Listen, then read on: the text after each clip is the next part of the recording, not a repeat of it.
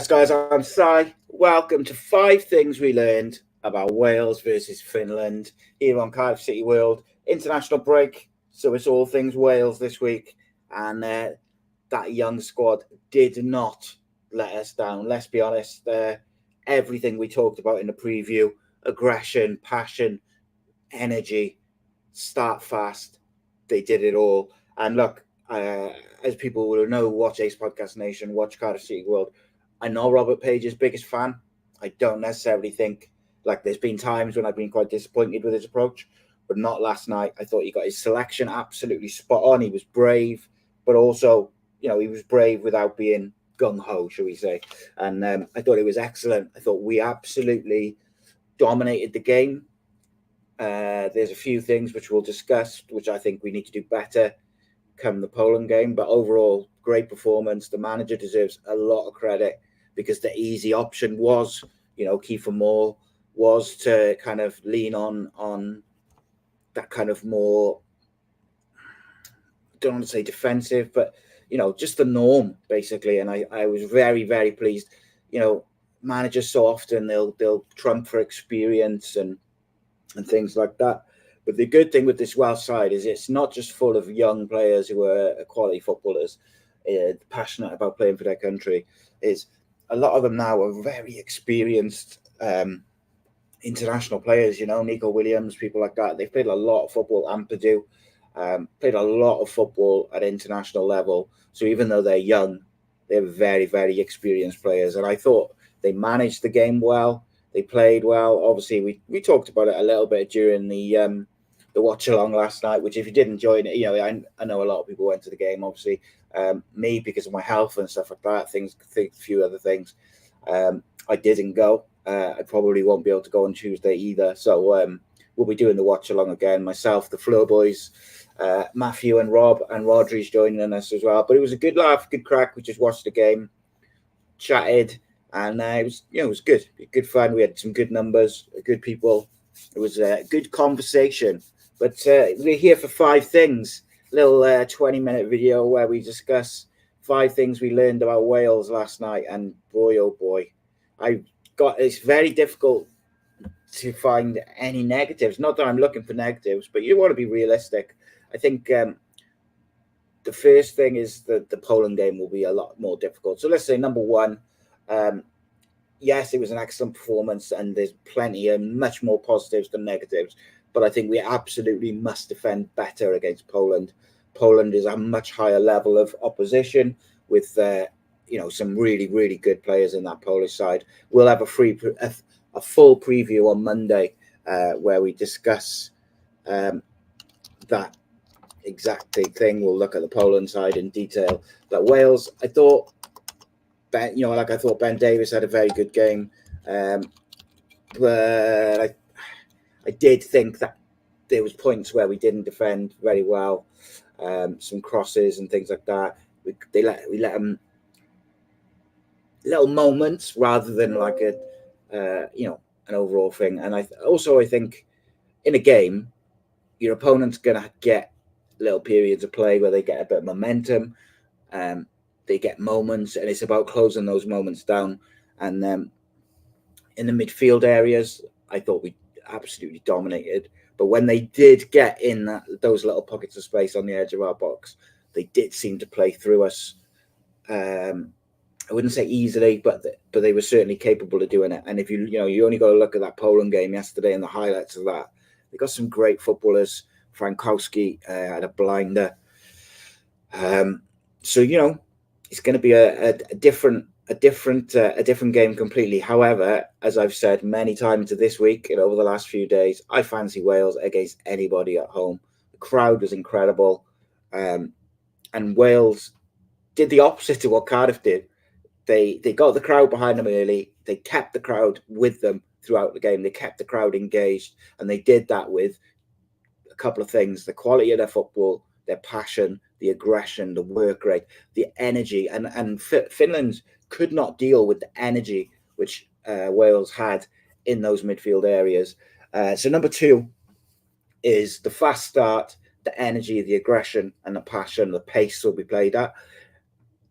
No team in the world likes playing against pace, and Wales have pace in abundance in the wide areas and the attacking areas. And I thought what Robert Page did was exactly the right thing. Is he banked on that pace? You got Harry Wilson in there in that sort of number 10, drifting into pockets of space, which makes it so difficult for people to pick him up. And then you've got the pace of Brennan Johnson, obviously Daniel James when he came on. I thought David Brooks was very good as well, finding those little pockets of space. And overall, I thought the front three that started were very difficult to pick up, because Brennan Johnson isn't really like an out and out number 9. He runs the channels. He finds little angles which like a Kiefer Moore maybe doesn't find. And Harry Wilson and David Brooks, they kind of go all over and they switch. And some of the 1-2s and the triangles that we played around the edge of the box was just sensational to watch. And as a football fan, let alone a Welsh fan, it was a pleasure to watch. And I've spoken to a couple of friends who were there who were English, and even they said, Wales were just exciting to watch. And I think it's massive is keeping the crowd engaged. We never let Finland get hold of the ball and slow us down. And I think that any away team wants to do that, get through the first 15 minutes and then get hold of the ball, knock it about. And what Wales did is they got the early goal and then they just kept disrupting Finland, kept winning the ball back in dangerous areas, putting them under pressure, putting them on the back foot. Of course, scoring at the start of the game and straight after halftime, that just knocked the stuffing out of them. But that was achieved with, like I say, the energy, the aggression, the pace at which we played. Number 3 is Harry Wilson. I thought Harry Wilson was outstanding last night. I know I've seen a lot of people saying he was their man of the match. I don't disagree with that. He wasn't my man of the match, which I'll discuss in a minute. However, I thought he was outstanding, and he is so difficult to pick up. And what was great, we mentioned it on the watch along, is I can't remember the last time I went into a big Wales game where it's must win, and you're looking across the striker or the forward attacking options, and they're all banging form. Even the ones that didn't start, banging form at club level, and you're thinking, can they take that into international level? Harry Wilson has had a great season for Fulham. Every game I've watched him play, he's been really, really dangerous, and he's so difficult to mark, but he's so tidy on the ball. Very rarely gives it away. Just drops deep, finds the ball, and then he'll play off the people up in front of him, which obviously leads to that first goal. And what was quite interesting in the way Harry Wilson, but Wales in general, played in those areas was people assume that you have to have a kind of target man, like a focal point to play the ball into and play off. Well, Wales didn't play with an out-and-out number 9, really, in Brennan Johnson, but they also certainly didn't play with a target man. So they didn't have that kind of focal point. So you're thinking, can they still get those periods of play and those little patterns of play where you play the triangles and the 1-2s off the big man? And they did it. But because they're all so young and fast and quick and mobile, it was just exceptional to watch. I was really, really pleased for Harry Wilson. It was really, honestly, like when David Brooks scored, it just felt like this moment where I just couldn't stop thinking about what a moment that must be for him. Like there must have been a point over the last year or so where he thought he's never going to play for Wales again, or he's never even maybe going to play football again. To come back and begin to get the form that he's getting at club level, he's taken that into international level. And I thought, obviously he looked like he got a bit tired, but just sensational. And like I say, Harry Wilson in particular, massive shout out to him. I thought he was absolutely outstanding. Number 4, an Ethan Ampadu masterclass. Let me tell you something. And look, football's subjective, and people will agree, people will disagree. Maybe Wales fans will agree, and non-Welsh fans will not agree. To me, Ethan Ampadu almost had a perfect game last night. And I said in the preview that Ethan Ampadu, if he has a 9 out of 10, Wales will win. And I thought he was as close to a 9 out of 10 as you could get. His positional sense for that sort of defensive midfielder is so good. Like, he just sweeps up and he anticipates things before they happen. And during the watch along, actually, I think it was Rob said, I've just been watching Ethan Ampadu for the last 5 minutes or so. And like, the positions he takes up, he sweeps up everything. He always is in the right place and the right time. And that's nothing, not to take away anything from Jordan James, from Harry Wilson, from David Brooks. They were all outstanding. But to me, Ethan Ampadu was just that level above. And if that can be his level of performance over the next 5 years plus, he's going to play at the top level. That's how good I thought his performance was. And look, people will say, oh, it's Finland, you know, they're not that great. Finland, technically, as footballers, they're very, very good. Wales just never let them settle. They knocked the stuffing out of them with the timing of their goals. But it was the quality of Wales's football, but not just with the ball, it was out of possession as well. The work rate, the positional sense. I thought the wide players in Nico Williams and Connor Roberts were very good.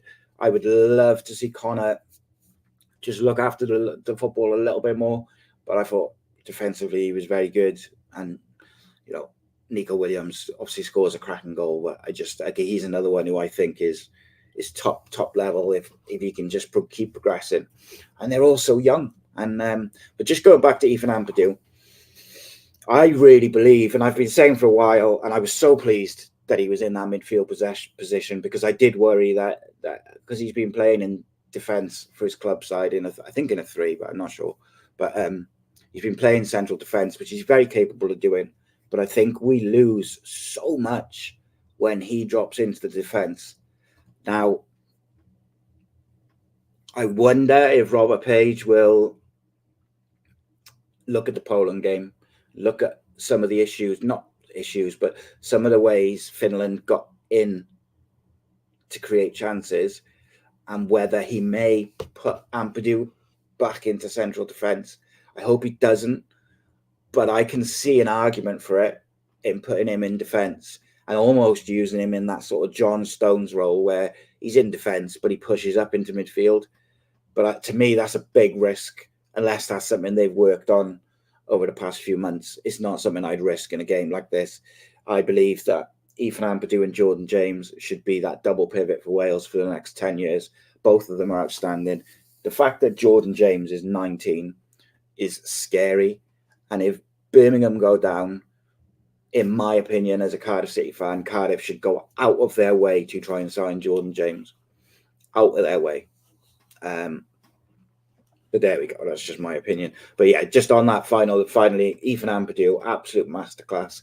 The partnership of him and James particularly was outstanding. But Ethan Ampadu was by far the man of the match for me, because I thought defensively, outstanding. He was aggressive in the tackle without being over the top and silly and, you know, getting sent off and this type of thing, which we've seen with him when he's been a bit younger. He seems to have added a bit of maturity to his game, the way he knows when to, you know, just keep the ball moving, or when he needs to play a bit more of a penetrative pass. I just thought he was outstanding. And same for Jordan James. They complement each other so well. And then defensively, that protection for the defense, the two of them, they got so much energy and they're so fit and chaotic, but in a organized fashion that is very difficult for teams. Finland just couldn't get a foot on the ball. And then even when they started to get to grips with it and tried to keep the ball a bit better, Ampadu, Williams, Roberts, and Jordan James, just kept winning the ball back. And I just think, he's a diamond, Ethan Ampadu. But Jordan James as well. Like, as a Welshman, I cannot tell you how excited I am. I recently had a conversation very quickly, like, about England, and I said, oh God, they're going to have Declan Rice, Kobe Mainoo, and Bellingham for the next 10 years. It's depressing. And it is, like, depressing, because I think all three of those players are already at this, like, Bellingham's already world class. Rice is just under, I think, and not far off. And Kobe Mainoo potentially looks like he could be just as good. And I think that was worrying. So for Wales to have a duo like Jordan James and Ampadu, And I look at them and I think, ooh, Ampadu is not far off making that step up now. I wouldn't be surprised to see a real. I know he's at Leeds, which people class as a big club, but it's a championship club. But I wouldn't be surprised if he goes to the Premier League very soon. And when I say Premier League, I mean top 8, top 6 club. And I think he'll do exceptionally well there. I think the quality that he displayed in and out possession last night was another level.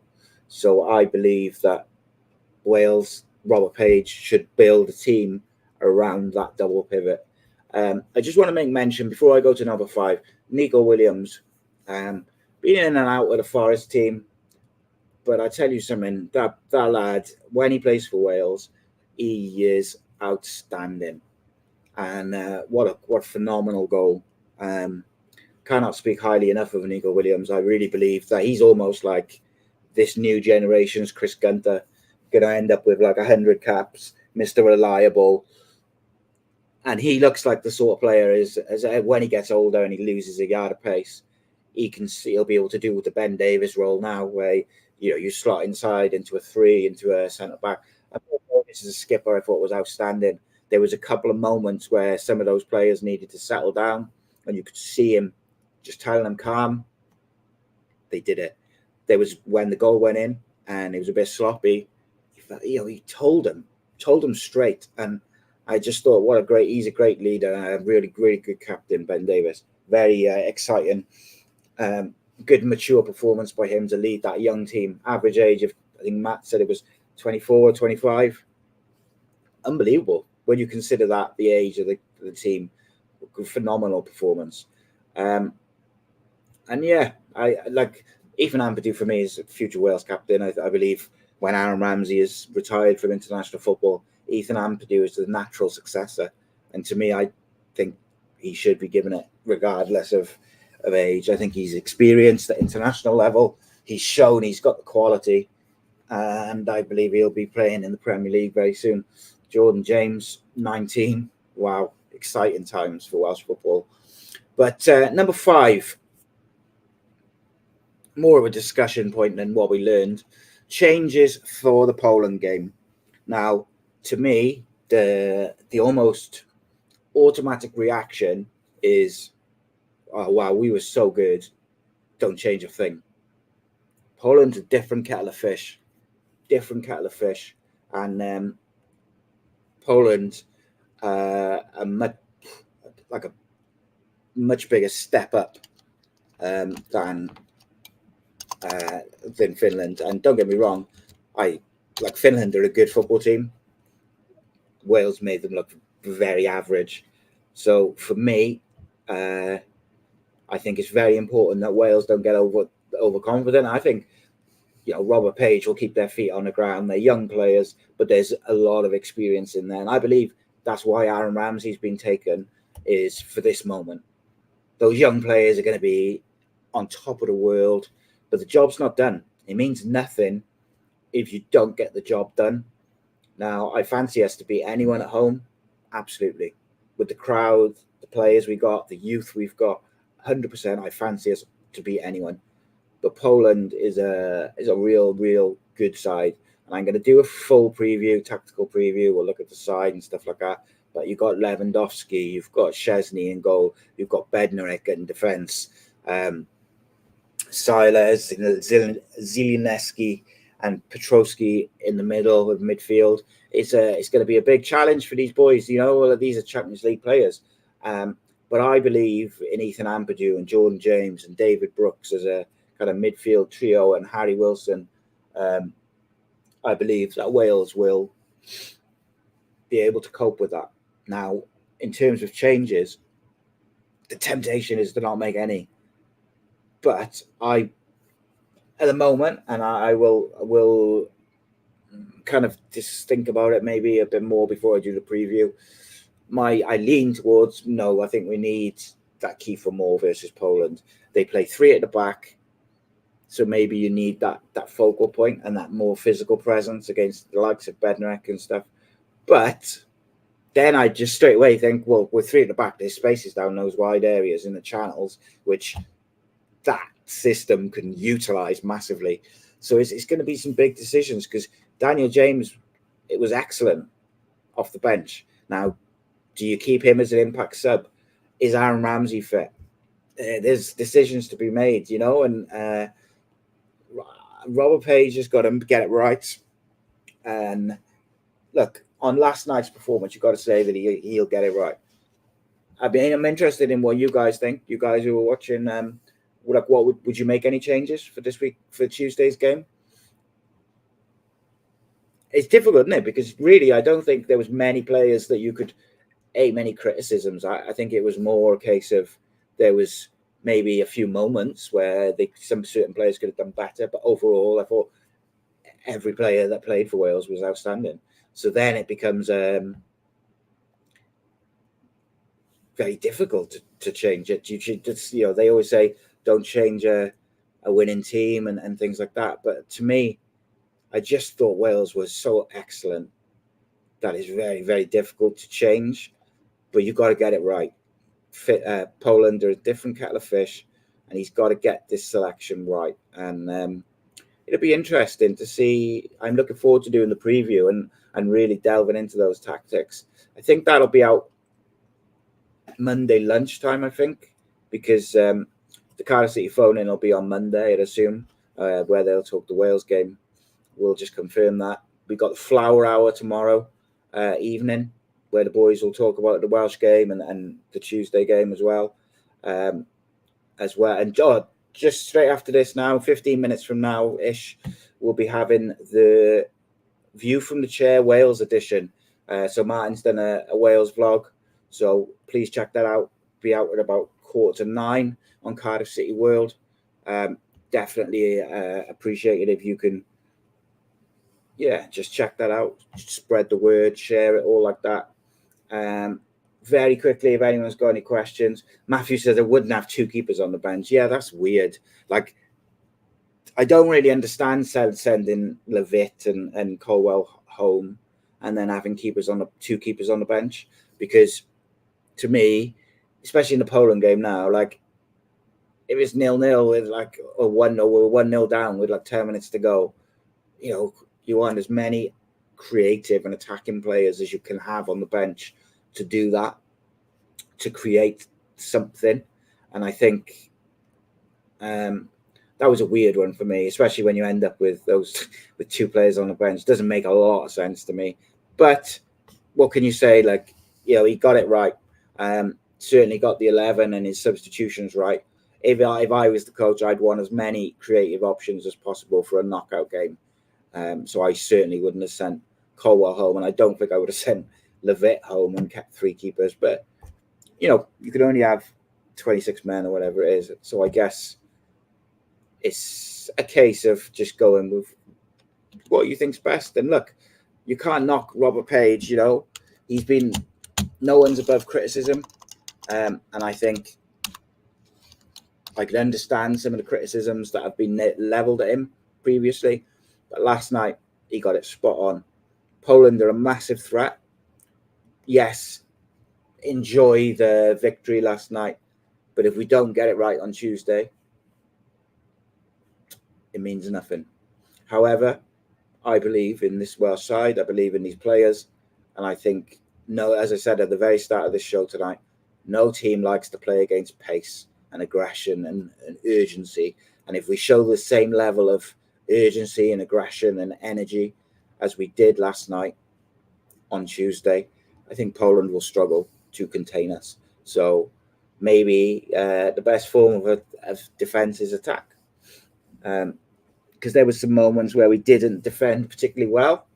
So maybe our best way of dealing with that is keep the ball at the other end and try and get down the sides of Poland. I can't actually end this show at the moment, so I'm going to keep talking. Who else do I want to talk about? I think Brennan Johnson, I saw some people saying he didn't do a lot other than score the goal, but I thought his movement created a hell of a lot of chances and movement for his teammates. A lot of the space that Harry Wilson and David Brooks found in the first half came from Brennan Johnson's movement, taking the defender away. So disagree with the kind of thought process that, you know, he didn't do a lot other than score a goal, because I think his, like I said, his movement and his attitude, his work rate, that created a lot for other players. Right, guys, it's been a pleasure as always. This was 5 things we learned about Wales versus Finland. We have Martin's view from a chair vlog from last night coming out in about 15 minutes. It's the Flower Hour tomorrow. The preview actually will be on Sunday. Cardiff City phone in on Monday. Tuesday, the watch along. And then we'll have Wednesday, a Flower Hour, match reaction, 5 things we learned. There is stuff every day of the week on this channel, generally talking Cardiff City, but for the next week or so, it's going to be all things Wales. So make sure you're subscribed, make sure you like the channel and all that good stuff. Leave comments, all of that good stuff. And please do share, retweet, you know, whatever you're watching, Twitter, YouTube. Make sure you're subscribed and you're followed. Check out Ace Podcast Nation as always. But I will see you on Sunday for the preview. Make sure you join the boys for the Flower Hour tomorrow, and make sure you check out the vlog coming out now. Nice one.